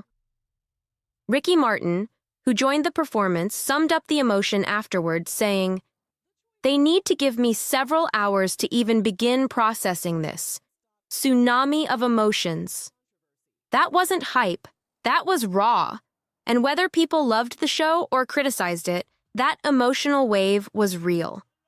This wasn't just flashing lights and hit songs. It turned into a full-blown cultural moment. Questions started flying. Who gets the spotlight? Whose language is acceptable on the biggest stage in America? What does being American even look like today? That halftime show forced people to confront it. 6 days later, when Barack Obama weighed in, he offered one possible answer: make room for everybody. Simple idea. Powerful message. If you've made it this far, you already know this wasn't just about music. It was about culture. The NFL, dude, you had that. I don't even want to say the faggot's name because, like, it's just like, what? Somebody give me his name. Just come say his name. I want to say, you know what I'm talking about, the halftime show guy, the Puerto Rican, right? Puerto Rican? Bad Bunny? Bro, yeah, that fucking faggot. Like, dude, it is so crazy that this is America now. Like, back in the day, dude, the NFL was the fucking standard of being a fucking man. A massive UFC fighter jumped online and went off on a loud, ugly rant about Bad Bunny's Super Bowl halftime show, and he got almost every fact wrong. The internet didn't let it slide either. They corrected him in real time, clip by clip, post by post. And trust me, Watching that meltdown unfold was way more satisfying than anyone expected. On February 8th, 2026, at Levi's Stadium in Santa Clara, California, Bad Bunny stepped onto that stage and made history. And now every fucking year, the NFL, I think they all get together around a table and say, you know what, guys? How do we fucking ruin this sport? How do we gay it up? How do we fucking ruin it? Well, I'll tell you what, why don't we bring a gay foreigner who doesn't speak fucking English and have him perform it? Like, get the fuck, and then you have like, yeah, dude, it's like, the NFL is like fucking pathetic these days. So even like the NFL players can probably hate it. Yeah, no. NFL's gay. I think we'd all agree the NFL got real gay. He became the first Latino solo artist to headline the halftime show almost entirely in Spanish, and he did it without watering anything down. Then came the surprises. Lady Gaga popped out. Ricky Martin hit the stage. At one point, there was an actual wedding in the middle of the performance. Yes, a real one. And somehow, 380 people were dressed as grass, which sounds fake, but it's completely true and still hilarious. Anyways, you might not know these, but I'm doing the Super Bowl halftime show. Very happy. I'm very happy, and I think everyone is happy about it. Even Fox News. And if you didn't understand what I just said, you have 4 months to learn.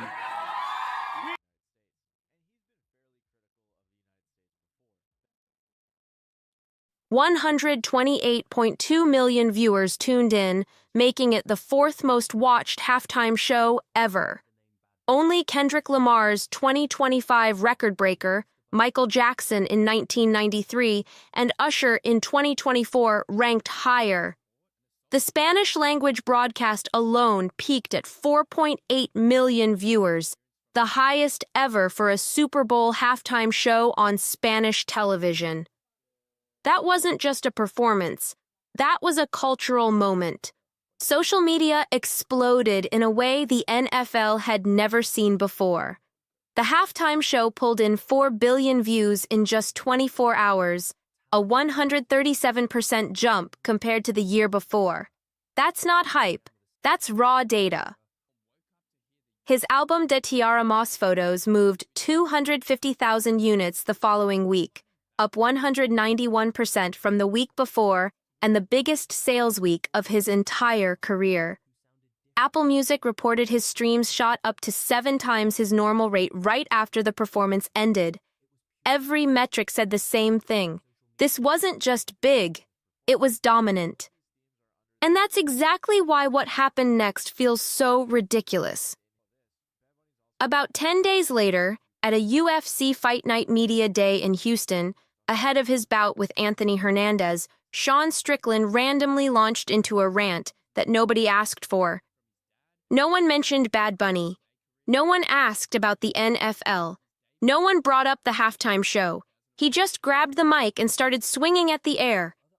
Then it got awkward fast. Strickland said, "Look at the NFL, dude. I don't even want to say the EFS name because it's just like air.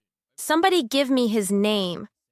He was mid-rant and didn't even know the name of the artist he was attacking. He literally had to ask a reporter in the room to tell him who he was mad at. That's when the internet knew this was about to get messy. Once someone finally said, "Bad Bunny," Strickland doubled down instead of backing off. He went on a heated rant, claiming the NFL used to be the standard of being a man.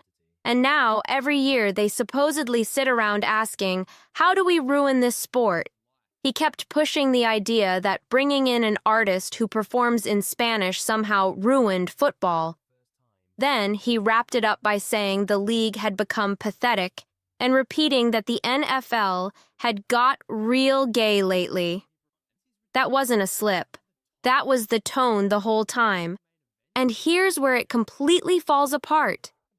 The biggest and most embarrassing mistake in that entire outburst is simple. It's basic facts. Bad Bunny is Puerto Rican. Puerto Rico is a United States territory. That means Benito Antonio Martinez Ocasio is an American citizen by birth. Calling him a foreigner an immigrant, or someone who doesn't belong isn't just disrespectful, it's flat out wrong. This wasn't some deep political debate. It was someone loudly criticizing a performance while not even knowing the most basic information about the artist. Once that one fact is corrected, the whole rant crumbles instantly. And that's exactly why the backlash hit so fast. Because when your argument is built on something that easy to disprove, the internet doesn't need long to respond. Strickland built his whole argument on a claim he never even checked. He went after a performer whose name he didn't know and whose background he clearly didn't understand. And just to make this crystal clear, Bad Bunny speaks English. Performing in Spanish was a choice. It was a celebration of his culture and a nod to more than 70 million Latino Americans the NFL acknowledged by putting him on that stage. That context never seemed to enter Strickland's thinking. And this is where the situation shifts from one bad opinion to something bigger. Sean Strickland is a 30-7 UFC middleweight fighter who briefly held the title. In September 2023, he shocked the world by upsetting Israel Adesanya and grabbing the belt. Then in January 2024, he lost it to Dricus du Plessis. The rematch in February 2025? Another loss to du Plessis. Heading into Houston to face Anthony Hernandez, he was carrying 2 straight title defeats on his record. And that matters when you look at the intensity he brought to that media day. There's also real history behind him. Strickland has spoken openly about a rough childhood that shaped his personality and how he presents himself publicly. That background explains some of the edge, but it doesn't excuse launching into a rant built on facts that don't hold up. Strickland has been open about his past. He grew up with a father he describes as physically and mentally abusive, and those experiences left real scars. During his teenage years, he has said his grandfather exposed him to neo-Nazi ideology, which added another heavy layer to an already unstable environment. He was expelled from school in 9th grade after committing a crime. According to Strickland himself, his mother taking him to an MMA gym is what helped redirect his life and give him structure. None of that background excuses reckless public behavior, but it does help explain why, at 34 years old, he can still sound like someone whose worldview formed in his teens and never fully evolved. That context matters when you look at what happened next, because the timing of this rant was wild. Strickland was just coming off a 6-month suspension when he sat down at that media day. The Nevada State Athletic Commission had suspended him and fined him $5,000 after he stormed into the cage at a regional MMA event he wasn't even fighting on and punched another competitor. And that competitor? He was reportedly a police officer outside of MMA. That's the headspace he was in walking into Houston. The suspension was directly tied to anger management problems. Strickland had just finished serving discipline for violent behavior linked to poor impulse control, and his big return to the spotlight was a heated rant that sparked outrage. That timing alone raised eyebrows. And it didn't stop there. Just a week before that media day, he had posted a meme showing himself as an ICE agent standing next to his opponent, Anthony Hernandez, a Mexican-American fighter portrayed wearing a sombrero and poncho. That wasn't some random joke that missed the mark. It showed a pattern, the same tone, the same angle, the same type of messaging. The internet reacted fast. Former NFL quarterback Robert Griffin III delivered what many called the sharpest response in sports that year. He posted, "Sean Strickland got hit so hard by a foreigner that he forgot Puerto Ricans are U.S. citizens. Not to mention that this misogynist crybaby would get tossed like salad if he ever stepped foot on a football field in the NFL. Worry about not getting knocked out in your next fight." And he came with receipts. Attached was a clip from UFC 276 in July 2022, where Brazilian fighter Alex Pereira knocked Strickland out cold. The foreigner line wasn't random, it was layered. A direct reminder that someone from another country had already put him flat on the canvas. RG3 understood exactly how to flip the narrative, and he didn't miss. Journalist Jemile Hill stepped back and asked a bigger question. What other major sport consistently produces behavior like this from its athletes and shrugs it off as part of the culture? Her focus wasn't just Strickland as one person. It was about what MMA promotes, what it tolerates, and what it protects. Online, the reaction split the way it always does.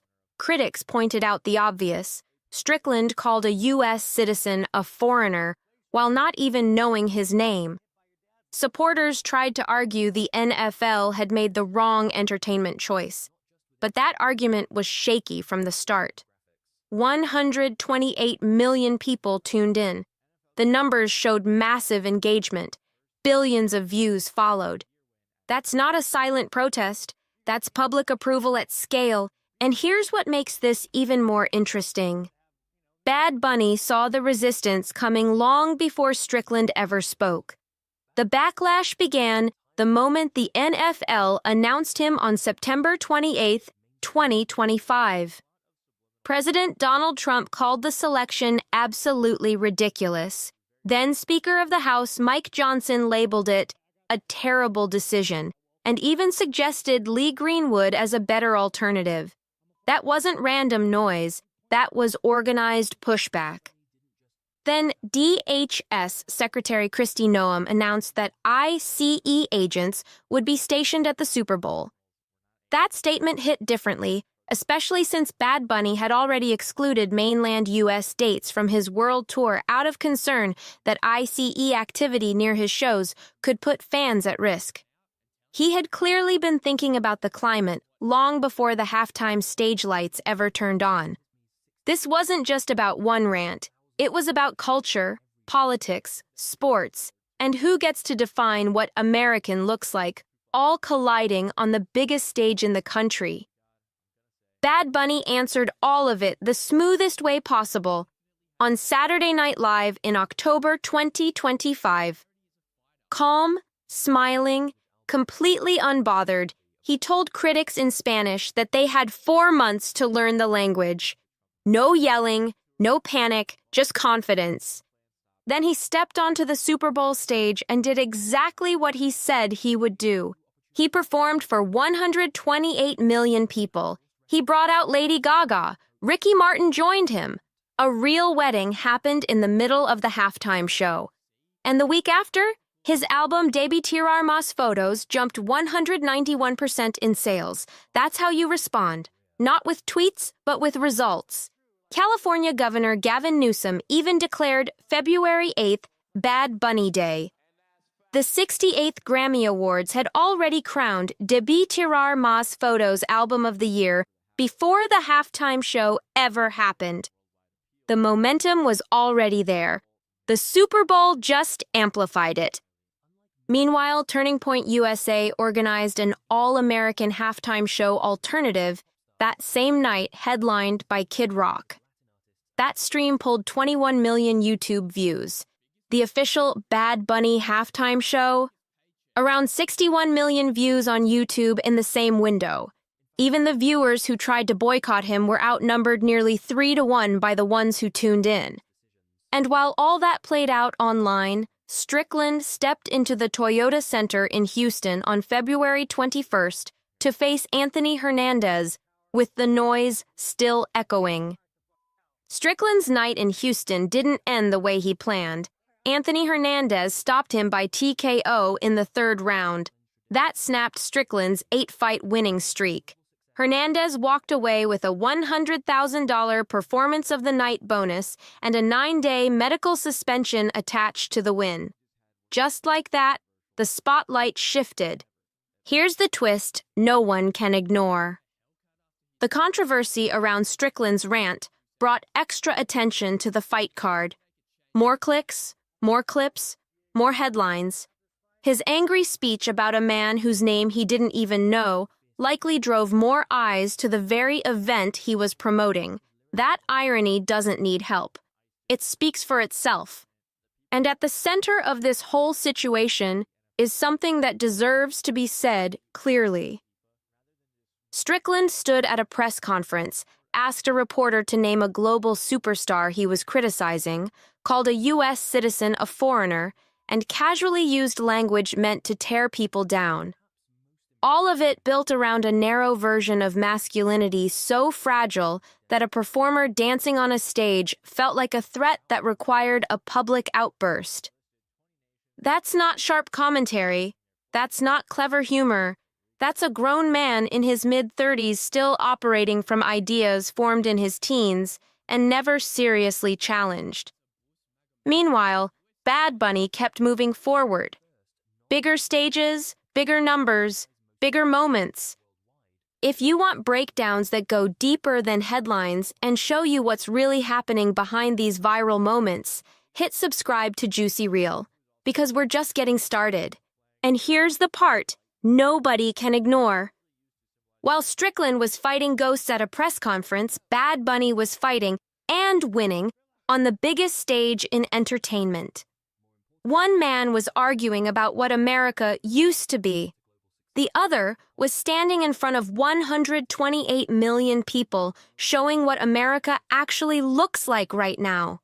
This wasn't just about football. It wasn't just about music. It was about visibility. Culture shifts don't ask for permission. They show up, perform, and let the numbers speak. And the numbers were loud. 4 billion social views. A 191% album surge. Millions more tuning in across language barriers.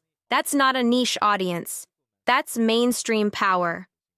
And here's the real lesson. Outrage is loud, but growth is louder.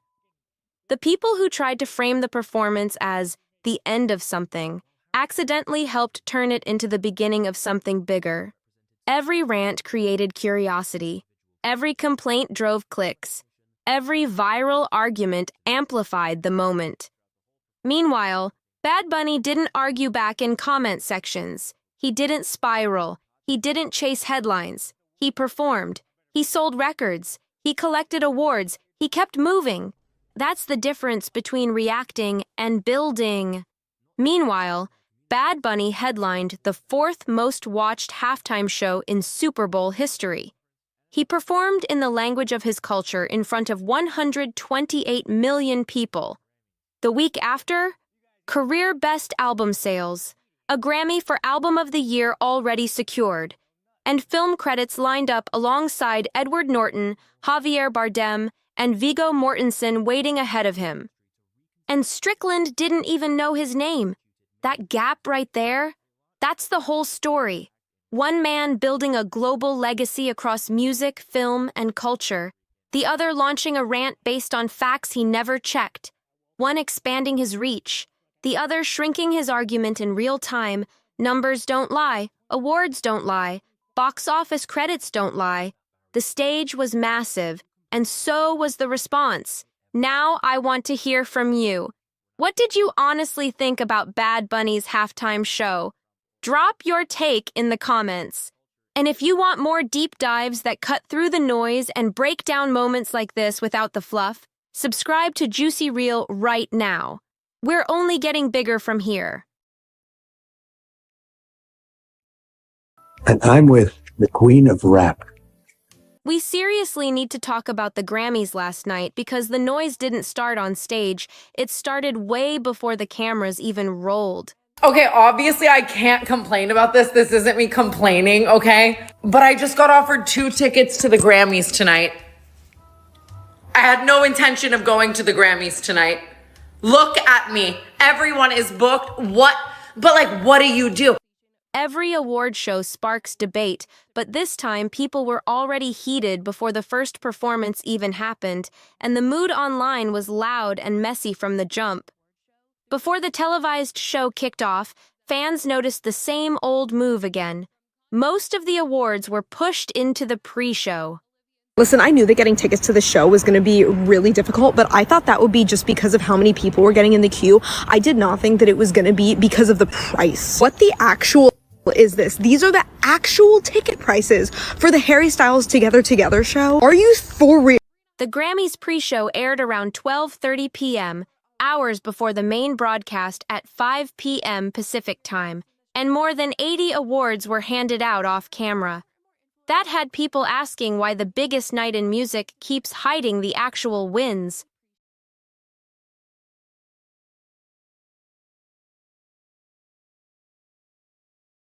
Big names like Lady Gaga, Ariana Grande, Cynthia Erivo, and plenty of others were announced as winners during the pre-show. But here's the problem.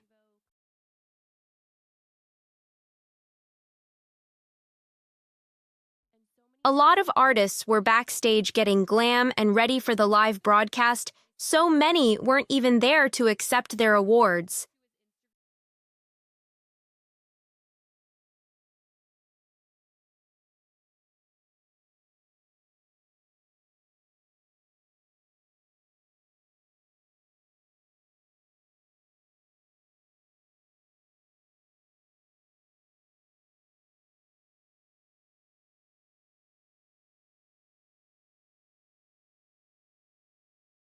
That means no real reactions, no emotional moments, and no first-time winner shock, which fans live for.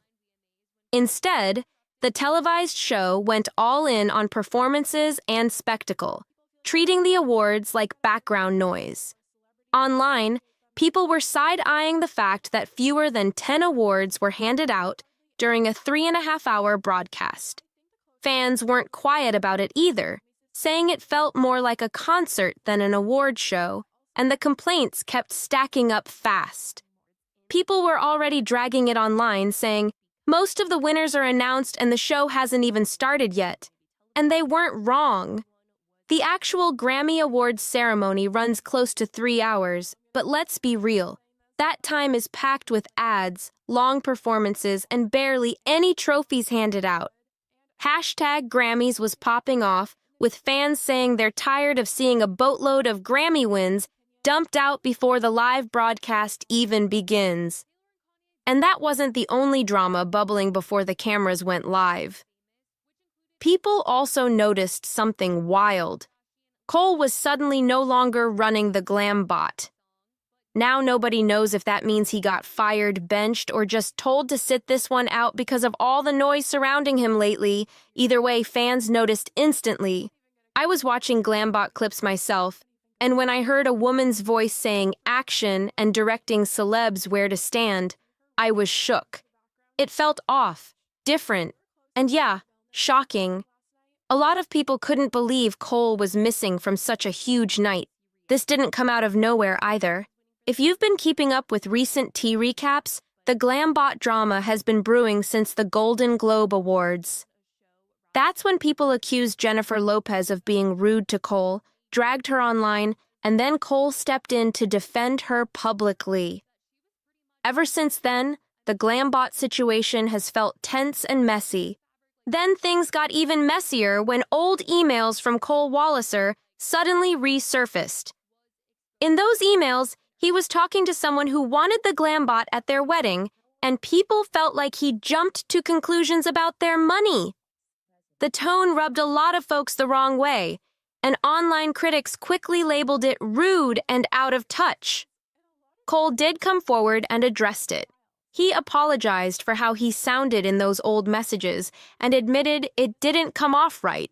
Still, the timing was wild because not long after, he was missing from the Grammys and a new woman was running the Glambot instead.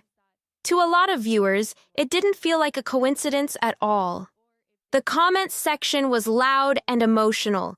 People were straight up begging, saying things like, "Get Cole back," "Where's Cole?" and "We need Cole." Others were saying, "It's not the same without him," and "It's the personality with the bot that makes it fun."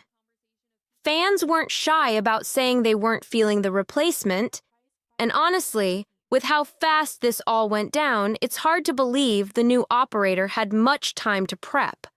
Stepping into that role on one of the biggest nights in entertainment is pressure-heavy, dealing with non-stop celebrity interactions, flashing lights, and a fan base already mad? Yeah, she was probably feeling the heat all night. Anyway, more stuff popped off before the main show even started. Sabrina Carpenter hit the carpet and instantly clocked something weird. She joked that the photographers were unusually quiet for once, and she low-key credited Chappelle Roan for that. Sabrina basically implied Chappelle had whipped them into shape because she's known for calling photographers out when they get loud, aggressive, or rude. And honestly, it worked. Sabrina said the photographers were on their absolute best behavior, like they didn't want to get checked again. The fear was real. Speaking of Chappelle, I cannot unsee that dress. If you've seen the photos, you already know. I can't even show it because it would probably get flagged, but let's just say the dress was giving extreme illusion vibes. It looked like it was barely hanging on, and if someone stepped the wrong way, that would have been a nightmare moment. She only wore it briefly on the carpet before switching outfits inside, but she definitely made sure people talked about it. Back to Sabrina, though. Once the show started, she was the second performer of the night, and her stage setup was insane. The visuals, the layout, the whole vibe looked expensive and polished. But then, the bird. She had a live bird on stage, flapping around, and the second I saw it, I knew the internet was about to react. People immediately started saying PETA was gonna come for her. Fans were worried she'd get dragged or canceled, and a lot of people were confused about why the bird was even there in the first place. People online were not holding back at all. Comments were flying like, Sabrina Carpenter's performance looks chaotic right now, and why is there a live bird in her hand? Others were straight up confused, asking if Sabrina Carpenter was about to get flagged for using a real bird on stage. Some fans joked that both Sabrina and the bird looked nervous, and a lot of people kept asking the same thing. Was the bird actually necessary, and what did it even add to the performance? To be fair, many still said Sabrina sounded amazing. Vocals? On point. Stage presence? Strong. But the bird choice had people scratching their heads, calling it odd and distracting, even if the performance itself was solid. Then the show officially kicked off, and suddenly Nicki Minaj was trending for not even being there. Trevor Noah, who was hosting, made it very clear that Nicki was absent, and the crowd reacted loudly. People were cheering, and yeah, that reaction shocked a lot of viewers, especially with Nicki recently being linked to Trump-related headlines. And it didn't stop there. Cameras caught Chrissy Teigen sitting behind, throwing pure shade. She was giving a thumbs up, mouthing, bye, and TikTok ran with it instantly. Someone even joked, not Chrissy waving bye like she's universally loved either. Messy vibes everywhere. Still, plenty of celebs clearly used the night to stand firm and make quiet statements, especially on the red carpet. A lot of stars made quiet but loud statements last night, and people clocked it instantly. Justin Bieber, Hailey Bieber, Joni Mitchell, and others rocked Ice Out pins, and winners like Billie Eilish, Bad Bunny, and Olivia Dean used their acceptance speeches to say what needed to be said. Meanwhile, country star Jelly Roll dodged the topic completely and called himself a dumb redneck. And yeah,